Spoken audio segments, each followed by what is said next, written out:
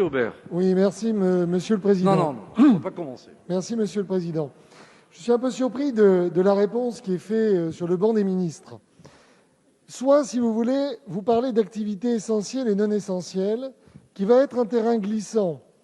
Parce que quand on prévoit sur une attestation la dérogation essentielle pour aller faire pisser son animal de compagnie dans la rue, mais qu'on considère qu'aller prier pour celui qui est croyant n'est pas essentiel, c'est une distinction que je me garderai bien de faire, et je pense que vous ne prospérerez pas longtemps sur ce type de discrimination.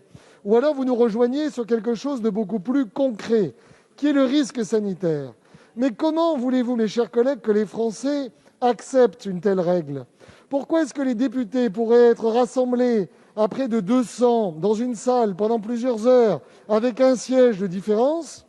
Et pourquoi est-ce qu'ils ne pourraient pas être à 50 à un siège de différence sur des bancs d'église pendant 1 heure ou dans une synagogue?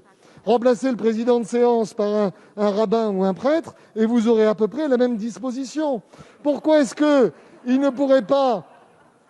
Pourquoi est-ce on pourrait rassembler les enfants pour aller à l'école pendant toute une journée et on ne leur permettrait pas ensuite d'aller dans une salle fermée pour une catéchèse? Je crois donc, si vous voulez que ce confinement provoque un esprit de civisme, il faut que les règles soient justes, équitables et justifiées par un risque sanitaire. Et en l'occurrence, si on a été capable de faire les fêtes de la Toussaint, on est capable, en prenant des protocoles dérogatoires, des protocoles de protection, d'assurer la liberté de culte dans ce pays.